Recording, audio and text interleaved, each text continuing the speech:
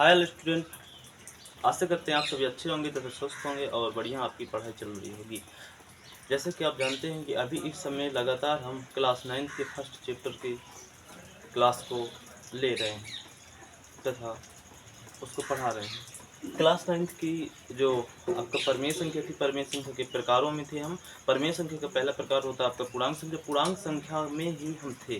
पूर्णांक संख्या का पहला प्रकार होता है आपका सम संख्या। आज हम पूर्णांक संख्या के कल के सेशन में हमने पूर्णांक संख्या के बारे में पढ़ा था और इससे पहले हमने परमेय संख्याओं के बारे में अध्ययन किया था। अतः आज हम पूर्णांक संख्या के प्रकारों के बारे में पढ़ेंगे। जैसा कि हमने पिछली वीडियो में बताया था कि पूर्णांक संख्या के मेनली यानी कि क्लास 9 की बेसिक से देखा जाए तो मेन आपके 6 प्रकार होते हैं। पूर्णांक संख्या के मेन 6 प्रकार होते हैं आपकी क्लास 9 के बेसिक से।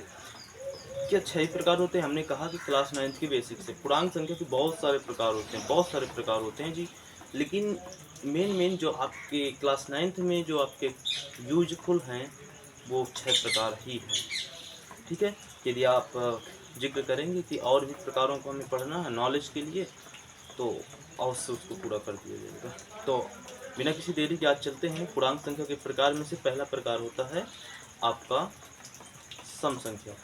सम संख्या, विषम संख्या बहुत सारी होती हैं, लेकिन आज हम लेने वाले हैं प्राकृत संख्या। सम संख्या नहीं लेने वाले। आज हम पूर्णांक संख्या में पहले प्रकार के लायक जिस प्रकार को चूज कर रहे हैं वो है प्राकृत संख्या। ठीक है, तो इसमें आपकी कंफ्यूजन होगी, बहुत सारे बच्चों की कंफ्यूजन होगी, क्या जो पूर्णांक संख्या है उसका पहला प्रकार प्राकृत संख्या ही होता है? ना जी ना, पहला प्रकार प्राकृत संख्या नहीं होता। बहुत कोई भी संख्या को आप पहले प्रकार में ला सकते हैं। पहली बार जिसको आप प्राकृत संख्या के बहुत 6 प्रकार होते हैं ना, तो उनमें से आप किसी भी प्रकार को पहले पढ़ने चाहें वही आपका पहला प्रकार हो गया। कोई कंफ्यूजन? आगे चलते हैं। तो पहले प्रकार में आज हम पढ़ेंगे प्राकृत संख्या को। तो जैसे कि आप देख रहे होंगे कि प्राकृत संख्या यहाँ पर लिखा हुआ है प्राकृत संख्या नेचुरल नंबर। पिछली वीडियो में हमने पूर्ण संख्या लिखवाया था, उसी परिभाषा तथा एग्जाम्पल से संबंधित है। जैसे कि आपने पिछली वीडियो में देखी हो या फिर पूर्णांक संख्याओं के बारे में आपको परिमेय संख्याओं के बारे में विस्तृत रूप से जानकारी प्राप्त करनी हो तो आप पिछली वीडियो में जा सकते हैं। आपकी आशाएं अवश्य पूरी होंगी तथा ये भी आशा करेंगे कि आपको उन वीडियो से सीखने को मिल जाएगा बहुत कुछ। इधर चलते हैं। प्राकृत संख्या। प्राकृत संख्या को हमने उस दिन बताया था कि जो पूर्णांक संख्या होती है, पूर्णांक संख्या को भी कैपिटल एन से प्रदर्शित करते हैं और प्राकृत संख्या को भी कैपिटल एन से प्रदर्शित करते हैं। इसलिए हमने एक बात और बोली थी कि प्राकृत संख्या को कैपिटल एन से प्रदर्शित करते हैं और पूर्णांक संख्या को कैपिटल एन से प्रदर्शित करते हैं। तो इस वजह से पूर्णांक संख्या को कैपिटल एन से प्रदर्शित बहुत कम करते हैं। कैपिटल जेड से पूर्णांक संख्या को कैपिटल जेड से प्रदर्शित करते हैं। ठीक है, पूर्णांक संख्या को अधिकतर आपने देखा होगा पूर्णांक संख्या को कैपिटल जेड से प्रदर्शित करते हैं, क्योंकि कैपिटल एन से यदि प्रदर्शित करेंगे तो हमें कन्फ्यूजन होगी कि क्या ये पूर्णांक संख्या या फिर परिमेय संख्या, पूर्णांक संख्या या प्राकृत संख्या। तो इसलिए जेड से प्रदर्शित करते हैं और प्राकृत संख्या को हम कैपिटल एन से प्रदर्शित करते हैं, जिसको हम नेचुरल नंबर बोलते हैं। तो बिना किसी देरी के चलते हैं प्राकृत संख्या की ओर। हालांकि जैसे हम क्लास 9 में जो आपकी परिभाषाएं दे रखी हैं उसमें कहा गया है कि 1 से लगा करके 9 तक की, 1 से लगा करके 9 तक की सभी संख्याएं प्लस की सभी संख्याएं, प्लस का 1, प्लस का 2, प्लस का 3, प्लस का 4, प्लस का 5, प्लस का 6, प्लस का 7, प्लस का 8, प्लस का 9, यानी 1 से लगा कर 9 तक की सभी संख्याएं आपकी प्राकृत संख्या के रेंज में आती हैं। तो क्या आपने ये आप में कन्फ्यूजन होगी कि वो इसका मतलब प्राकृत संख्या मात्र 9 प्रकार की होती है, 1 से लगा के 9 तक की। हाँ, समझने के लिए इतना ही। लेकिन मात्र प्राकृत संख्या की यदि बात करें तो प्राकृत संख्या मात्र 9 प्रकार की नहीं होती है। यहाँ तक कि हम ये भी कह सकते हैं कि प्राकृत संख्या की अंतिम संख्या आपको लग रही होगी कि 9 है, लेकिन अंतिम संख्या प्राकृत संख्या की अनंत होती है। अर्थात प्राकृत संख्या की अंतिम संख्या ज्ञात नहीं की जा सकती है। प्राकृत संख्या की अंतिम संख्या आपको लग रही होगी कि 9 है, लेकिन प्राकृत संख्या की अंतिम संख्या 9 नहीं होती है, इन्फिनिटी होती है, अनंत होती है, जिसको हम ज्ञात नहीं कर सकते। हाँ, आपको ये जरूर लग रहा होगा, आपकी ये सोच एकदम करेक्ट होगी कि प्राकृत संख्या की पहली संख्या 1 होती है। प्राकृत संख्या की पहली संख्या 1, वो भी प्लस की 1 से शुरू होती है, तो प्लस का 1 होती है प्राकृत संख्या की सबसे पहली तथा सबसे छोटी संख्या। प्राकृत संख्या की सबसे छोटी तथा सबसे पहली संख्या होती है प्लस का 1। माइनस की तो कोई संख्या होती ही नहीं है प्राकृत संख्या के रेंज में, तो प्लस की ही संख्या होती है। ठीक है, इतना तो आप याद रखेंगे, नोट्स में हम अभी लिखवा देंगे, आप फिक्र मत कीजिएगा। तो ये आपकी सोच एकदम करेक्ट है कि प्राकृतिक संख्या की सबसे छोटी तथा सबसे पहली संख्या जो होती है वो 1 होती है, लेकिन ये सोच आपकी गलत है कि प्राकृतिक संख्या की अंतिम तथा सबसे बड़ी संख्या 9 होती है। ये आपकी सोच गलत है, ये वाली सोच आपकी सही है। तो चलते हैं, बिना किसी देरी की कन्फ्यूजन दूर करते हैं, क्योंकि इतनी बातें बताने के बाद आपको के अंदर काफ़ी कन्फ्यूजन आ चुके हैं।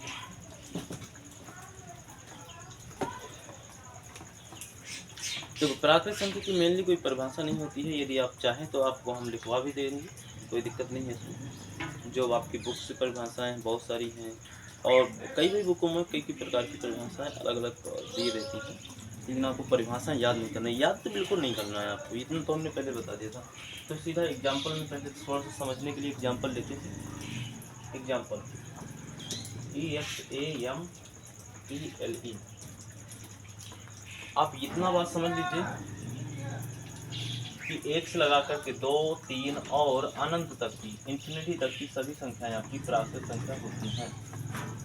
1 से लगा के इन्फिनिटी तक की सभी संख्याएं आपकी प्राकृतिक संख्या होती हैं, ठीक है। तो यहाँ पर कोई कन्फ्यूजन नहीं होगी। तो आप यहाँ पर एक नोट्स लिख लीजिए कि 0, यहाँ पर एक नोट्स लिख लीजिए आप कि माइनस की यानी ऋणात्मक ऋणात्मक संख्या प्राकृत संख्या नहीं होती हैं, प्राकृत संख्या नहीं होती हैं, प्राकृत संख्या नहीं होती हैं। और एक नोट आपको लिखना चाहिए, शून्य प्राकृत संख्या नहीं होती है, प्राकृत संख्या नहीं होती है,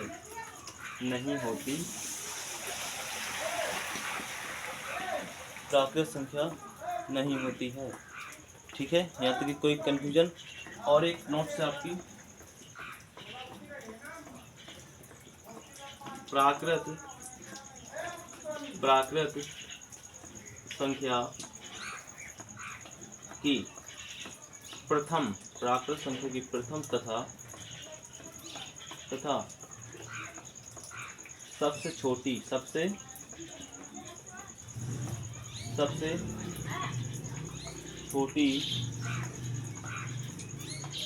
संख्या क्या होती है बच्चों? 1 होती है। सबसे छोटी संख्या क्या होती है? 1 होती है। अगला है प्राकृत संख्या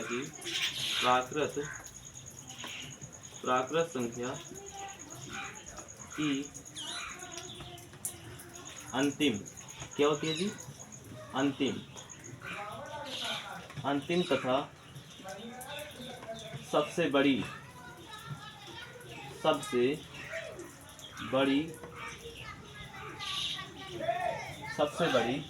संख्या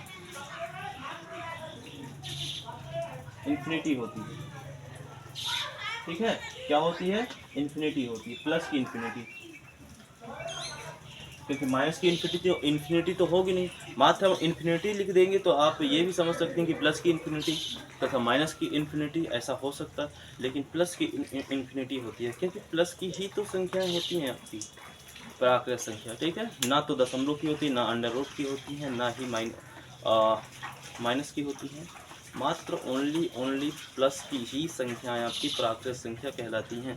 प्राकृत संख्या की सबसे छोटी तथा सबसे प्रथम संख्या होती है आपकी 1, तथा प्राकृत संख्या की सबसे बड़ी तथा सबसे अंतिम संख्या आपकी इन्फिनिटी होती है, वो भी प्लस की इन्फिनिटी। और प्राकृत संख्या में 0 कभी प्राकृत संख्या नहीं हो सकता। 0 क्यों नहीं प्राकृत संख्या हो सकता है? इसकी कन्फ्यूजन तथा बच्चे आपसे पूछ सकते हैं। तो 0 इसलिए नहीं होता है जी, 0 क्योंकि 0 प्लस का भी होता है और माइनस का भी होता है। 0 क्या होता है? प्लस का भी होता है और माइनस का होता है। तो 0 एक बार में पहली दफा में तो क्या है? प्राकृत संख्या 1 में पहली दफा में तो प्राकृत संख्या 0 को अपना लेगा। क्यों? क्योंकि प्लस को देख करके वो अपना लेगा, तो देखा वो आप प्लस के हैं, प्लस के तो हमारे दोस्त हैं, प्लस हैं तो आप आ जाइए। लेकिन दूसरी दफ़ा में देखिएगा कि वो 0 तो माइनस का है, तो छोड़ देगा। इसलिए 0 प्राकृत संख्या नहीं होता, क्योंकि प्राकृत संख्या में प्लस की ही संख्याएं होती हैं और 0 प्लस माइनस दोनों का होता है, ठीक है। तो आपका ये कन्फ्यूजन दूर होगी। तो सभी संख्या, दुनिया की सभी संख्याएं जितनी भी प्लस की होती हैं वो सभी संख्याएं प्राकृत संख्या के अंतर्गत आती हैं। ठीक है, प्राकृत संख्या यहाँ पे लिख लीजिए।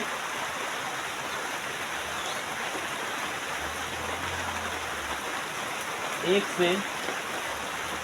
से प्लस इंफिनिटी तक की सभी संख्या प्राकृत संख्या होती है।